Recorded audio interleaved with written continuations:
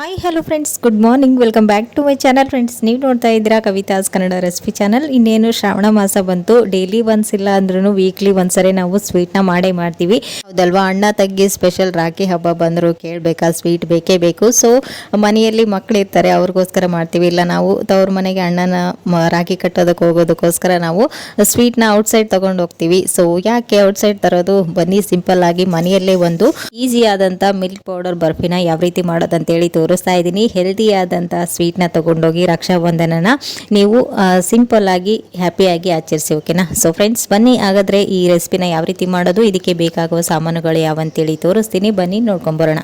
ಇಲ್ಲಿ ಮೊದಲನೇದಾಗಿ ನಾನು ಒಂದು ಪ್ಯಾನನ್ನು ಬಿಸಿ ಮಾಡೋದಕ್ಕೆ ಇಟ್ಟಿದ್ದೀನಿ. ಪ್ಯಾನ್ ಬಿಸಿ ಆದ ನಂತರ ಇದಕ್ಕೆ ನಾನಿಲ್ಲಿ 1 ಬೌಲಷ್ಟು ಹಾಲನ್ನು ಹಾಕೊಳ್ತಾ ಇದ್ದೀನಿ. ಕೆನೆ ಹಾಲನ್ನು ಯೂಸ್ ಮಾಡ್ತಾ ಇದ್ದೀನಿ. ಈ ರೀತಿ ಮಾಡೋದ್ರಿಂದ ಈ ಒಂದು ಸ್ವೀಟ್ ಇನ್ನೂ ಟೇಸ್ಟಿಯಾಗಿ ಬರುತ್ತೆ. ಇವಾಗ ಇಲ್ಲಿ ನೋಡ್ತಾ ಇದ್ರೆ ಸ್ಟವ್ನ ಲೋ ಫ್ಲೇಮಲ್ಲಿ ಇಟ್ಬಿಟ್ಟು 1-2 ಮಿನಿಟ್ಸ್ ಇದನ್ನು ಸ್ವಲ್ಪ ಥಿಕ್ನೆಸ್ ಬರೋವರೆಗೂ ನೀಟಾಗಿ ಇದನ್ನು ಕುದಿಸ್ಕೊಂಡು ತೊಗೊಳ್ಳಿ. ಇಲ್ಲಿ ನೋಡ್ತಾ ಇದ್ದೀರಾ, ಮಿಕ್ಸ್ ಮಾಡ್ತಾನೆ ಇದನ್ನು ಚೆನ್ನಾಗಿ ಒಂದ್ಸರಿ ಕುದಿಸ್ಕೊಳ್ಳಿ, ಓಕೆನಾ? ಇಲ್ಲಿ ನೋಡ್ತಾ ಇದ್ದೀರಾ, ಇವಾಗ ಕೆನೆ ಎಲ್ಲನೂ ಹಾಲಲ್ಲಿ ಮಿಕ್ಸ್ ಆಗಿದೆ. ಈ ರೀತಿ ಆಗಬೇಕು. 1-2-3 ಮಿನಿಟ್ಸ್ವರೆಗೂ ಇದನ್ನು ಚೆನ್ನಾಗಿ ಬೇಯಿಸ್ಕೊಂಡ್ರೆ ಸಾಕು. ಇವಾಗ ಇಲ್ಲಿ ನೋಡ್ತಾ ಇದ್ದೀರಾ, ಇದಕ್ಕೆ ಉಳಿದಿರ್ತಕ್ಕಂಥ ಇಂಗ್ರೀಡಿಯೆಂಟ್ಸ್ನ ಆ್ಯಡ್ ಮಾಡ್ತಾ ಇದ್ದೀನಿ. ಇದಕ್ಕೆ 2 ಟೇಬಲ್ ಸ್ಪೂನ್ ಅಷ್ಟು ಕರಗಿಸಿ ಇಟ್ಟಂತಹ ತುಪ್ಪನ ಹಾಕ್ತಾ ಇದ್ದೀನಿ. ನಾವಿವತ್ತು ಮಾಡ್ತಾ ಇರೋದು ಮಿಲ್ಕ್ ಪೌಡರ್ ಬರ್ಫಿ ಆಗಿರೋದ್ರಿಂದ ಸೊ ಮಿಲ್ಕಲ್ಲಿ ಆಲ್ರೆಡಿ ಆಯಿಲಿ ಕನ್ಸಿಸ್ಟೆನ್ಸಿ ಜಾಸ್ತಿನೇ ಇರುತ್ತೆ. ಸೊ 2 ಟೇಬಲ್ ಸ್ಪೂನ್ ತುಪ್ಪ ಇದ್ರೆ ಸಾಕು. ಮಿಲ್ಕ್ ಪೌಡರ್ ಹಾಕಿದಾಗ ಗಂಟುಗಳೇನೂ ಆಗೋದಿಲ್ಲ ಅಂತ ಅಷ್ಟೇನೆ. ಹಾಗೆ ಇವಾಗ ಇದಕ್ಕೆ ನಾನು 2 ಟೇಬಲ್ ಸ್ಪೂನ್ ಅಷ್ಟು ಶುಗರ್ನ ಆ್ಯಡ್ ಮಾಡಿದ್ದೀನಿ. ಇಷ್ಟೇ ಸಾಕು. ಮಿಲ್ಕ್ ಪೌಡರಲ್ಲಿ ಆಲ್ರೆಡಿ ಸಕ್ಕರೆ ಅಂಶ ಇರೋದ್ರಿಂದ ಸಿಹಿ ಇದಕ್ಕೆ ಇಷ್ಟೇ ಹೊಂದ್ಕೊಳ್ಳುತ್ತೆ. ನೀವು ಎಕ್ಸ್ಟ್ರಾ ಸ್ವೀಟ್ ತಿನ್ನೋರಾದರೆ ಇನ್ನು ಸ್ವಲ್ಪ ಎಕ್ಸ್ಟ್ರಾ ಯೂಸ್ ಮಾಡ್ಕೊಳ್ಬೋದು. ಮನೆಯಲ್ಲಿ ಯಾವ ಕಪ್ ಆದರೂ ನೀವು ಮೆಜರ್ಮೆಂಟ್ ಆಗಿ ತೊಗೊಳ್ಬೋದು. 1 ಬೌಲಷ್ಟು ಹಾಲು, 1 ಬೌಲಷ್ಟು ಮಿಲ್ಕ್ ಪೌಡರ್, 2 ಟೇಬಲ್ ಸ್ಪೂನ್ ಅಷ್ಟು ಗೀ, ಹಾಗೆಯೇ 2 ಟೇಬಲ್ ಸ್ಪೂನ್ ಅಷ್ಟು ಸಕ್ಕರೆ. ಇಷ್ಟಿದ್ರೆ ಸಾಕು, ನಿಮ್ಮ ಒಂದು ಮಿಲ್ಕ್ ಪೌಡರ್ ಬರ್ಫಿ ರೆಡಿ.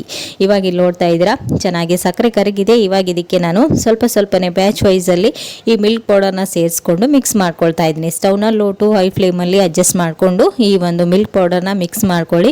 ನೀವು ಹಾಲು ಬಿಸಿ ಇದೆ, ತುಂಬ ಬೇಗನೆ ಗಂಟುಗಳಾಗ್ತಾ ಇದೆ ಅಂತಂದರೆ ಸ್ಟವ್ನ ಆಫ್ ಮಾಡಿ ಕೂಡ ಈ ಒಂದು ಮಿಲ್ಕ್ ಪೌಡರ್ನ ಮಿಕ್ಸ್ ಮಾಡ್ಕೊಳ್ಬೋದು. ವರಿ ಏನು ಮಾಡ್ಕೊಳ್ಳೋದಕ್ಕೆ ಹೋಗಬೇಡಿ. ಸ್ಟವ್ನ ಲೋ ಫ್ಲೇಮಲ್ಲಿಟ್ಟು ಇವಾಗ ನಾನು ಸ್ವಲ್ಪನೇ ಮಿಲ್ಕ್ ಪೌಡರ್ನ ಹಾಕ್ಕೊಂಡು ಚೆನ್ನಾಗಿ ಈ ರೀತಿ ಗಂಟುಗಳಿಲ್ಲಾರ ಥರ ನೀಟಾಗಿ ಮಿಕ್ಸ್ ಮಾಡ್ಕೊಳ್ತಾ ಇದ್ದೀನಿ. ಇಷ್ಟೇ ಪ್ರೊಸೀಜರ್ ಇರೋದು ಇದಕ್ಕೆ. ಈ ರೀತಿ ಮಾಡಿದರೆ ಸಾಕು, ನಿಮ್ಮ ಒಂದು ಮಿಲ್ಕ್ ಪೌಡರ್ ರೆಡಿ ಆದಂತನೇ ಅರ್ಥ. ಮಕ್ಕಳು ಬೇಕಾದರೂ ಈ ಒಂದು ಸ್ವೀಟ್ನ ಮಾಡ್ಬೋದು. ಇವಾಗ ಇಲ್ಲಿ ನೋಡ್ತಾ ಇದ್ದೀರಾ, ಸ್ಟವ್ನ ಲೋ ಫ್ಲೇಮಲ್ಲಿ ಇಟ್ಟು ಇದನ್ನು ಚೆನ್ನಾಗಿ ಮಿಕ್ಸ್ ಮಾಡ್ಕೊಳ್ತಾ ಇದ್ದೀನಿ. ಗಂಟುಗಳೇನೂ ಇಲ್ಲ, ನೀಟಾಗಿ ಮಿಕ್ಸ್ ಆಗ್ತಾ ಇದೆ ಇದು. ಇವಾಗ ಇದನ್ನು ನೀವು ಕೈ ಬಿಡದೇನೆ ನೀಟಾಗಿ ಮಿಕ್ಸ್ ಮಾಡ್ಕೊಳ್ತಾನೆ ಇರಬೇಕು. ಯಾಕಂದರೆ ಮಿಲ್ಕ್ ಪೌಡರ್ ತುಂಬ ಸ್ಮೂತ್, ಬೇಗನೆ ಸೀದೋಗೋ ಚಾನ್ಸಸ್ ಇರುತ್ತೆ. ಸೊ ಹಾಗಾಗಿ ಈ ರೀತಿ ಮಿಕ್ಸ್ ಮಾಡ್ಕೊಳ್ತಾನೆ ಇರಿ, ಓಕೆನಾ? ಇನ್ನೂ ಬೇಕಂದರೆ ನೀವು ತುಪ್ಪನ ಆ್ಯಡ್ ಮಾಡ್ಬೋದು, ಮಾಡೋ ಅವಶ್ಯಕತೆನೇ ಇಲ್ಲ. ಇಲ್ಲಿ ನೋಡ್ತಾ ಇದ್ರೆ ಎಷ್ಟು ಚೆನ್ನಾಗಿ ಬಂದಿದೆ ಅಂತ. ಇವಾಗ ಇದನ್ನು ಈ ರೀತಿ ಮಾಡಿದರೆ ಅದು ಸಪ್ರೇಟ್ ಆಗಬಾರ್ದು. ಪ್ಯಾನ್ ಬಿಟ್ಟು ಫುಲ್ ಸಪ್ರೇಟ್ ಆಗಬೇಕು. ಅದರಲ್ಲಿರ್ತಕ್ಕಂಥ ನೀರಿನಂಶ ಎಲ್ಲನೂ ಹೋಗಬೇಕು. ನೀವು ಗೊತ್ತಾಗ್ತಾ ಇಲ್ಲ ಅಂದರೆ ಕೈಗೆ ಸ್ವಲ್ಪ ಆಯಿಲನ್ನು ಹಚ್ಕೊಂಡು ರೌಂಡ್ ಶೇಪಲ್ಲಿ ಮಾಡಿ ನೋಡಿ. ಕೈಗೆ ಅಂಟ್ತಾ ಇಲ್ಲ ಅಂತಂದರೆ ಇದನ್ನು ಇನ್ನೂ 1-2 ಮಿನಿಟ್ಸ್ ಇದನ್ನು ಈ ರೀತಿಯೇ ಮಿಕ್ಸ್ ಮಾಡಿಕೊಂಡು ಫ್ರೈ ಮಾಡಿಕೊಂಡ್ರೆ ಆಯಿತು. ಇಷ್ಟೇ. ಇವಾಗ ಇಲ್ಲಿ ನೋಡ್ತಾ ಇದ್ದೀರಾ, 2 ಮಿನಿಟ್ಸ್ ಆಗಿದೆ.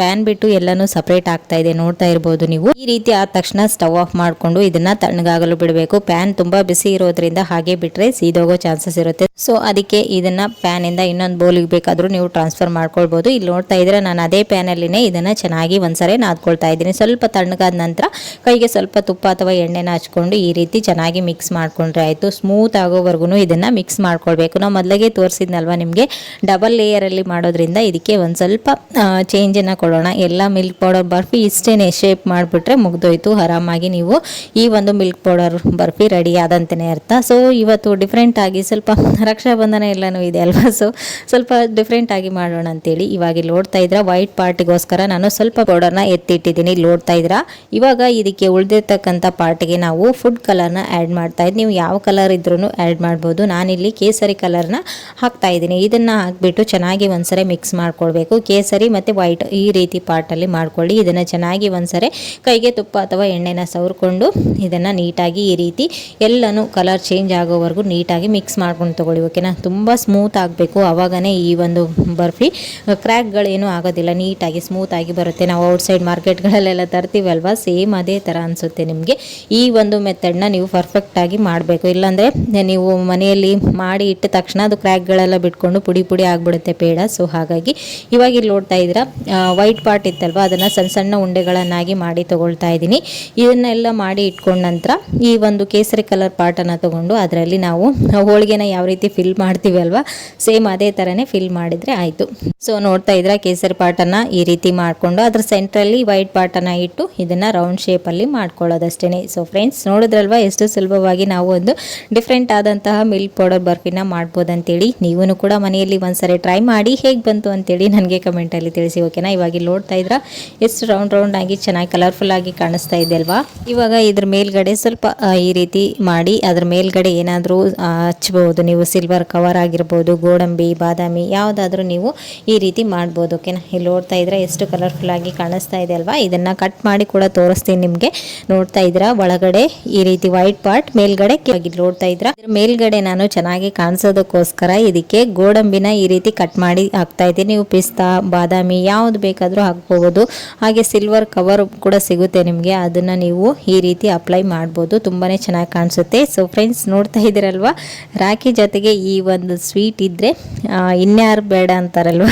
ಸೊ ಮನೆಯಲ್ಲಿ 1 ಕಪ್ ಮಿಲ್ಕ್ ಪೌಡರಿಂದ ನೀವು 1 kg ಅಷ್ಟು ಸ್ವೀಟ್ನ ನೀವು ಮನೆಯಲ್ಲಿ ಇನ್ಸ್ಟೆಂಟ್ ಆಗಿ ರೆಡಿ ಮಾಡ್ಬೋದು. ಓಕೆ, ಇಲ್ಲಿ ನೋಡ್ತಾ ಇದ್ರ ಇಷ್ಟು ಕಲರ್ಫುಲ್ ಆಗಿ ನೋಡಿದ್ರೇನೆ ತಿನ್ಬೇಕನ್ಸುತ್ತೆ. ಇನ್ಯಾಕೆ ತಡ ಮಾಡ್ದೇನೆ ನೀವು ಕೂಡ ಮನೆಯಲ್ಲಿ ಒಂದ್ಸರಿ ಟ್ರೈ ಮಾಡಿ, ಓಕೆನಾ. ಸೊ ಫ್ರೆಂಡ್ಸ್ ನೋಡಿದ್ರಲ್ವಾ, ಇವತ್ತಿನ ಈ ಒಂದು instant sweet milk powder barfi recipe ನಿಮ್ಗೂ ಕೂಡ ಖಂಡಿತ ಇಷ್ಟ ಆಯ್ತು ಅಂತ ಅನ್ಕೊಂಡಿದ್ದೀನಿ. ಇಷ್ಟ ಆದರೆ ಪ್ಲೀಸ್ ಒಂದು ಲೈಕ್ ಕೊಡೋದನ್ನು ಮರಿಬೇಡಿ. ನೀವೇನಾದರೂ ಹೊಸದಾಗಿ ನನ್ನ ಚಾನಲ್ ನೋಡ್ತಾ ಇದ್ರೆ ಪ್ಲೀಸ್ ಸಬ್ಸ್ಕ್ರೈಬ್ ಮಾಡ್ಕೊಂಡು ನೋಡಿ, ಹೀಗೆ ಸಪೋರ್ಟ್ ಮಾಡ್ತಾ ಇರಿ. ಮತ್ತು ನಾಳೆ ಹೊಸ ರೆಸಿಪಿ ಒಂದಿಗೆ ಮತ್ತೆ ನಿಮ್ಮನ್ನ ಮೀಟ್ ಮಾಡ್ತೀನಿ ಫ್ರೆಂಡ್ಸ್. ಅಲ್ಲಿವರೆಗೂ ಟೇಕ್ ಕೇರ್, ಬಾಯ್.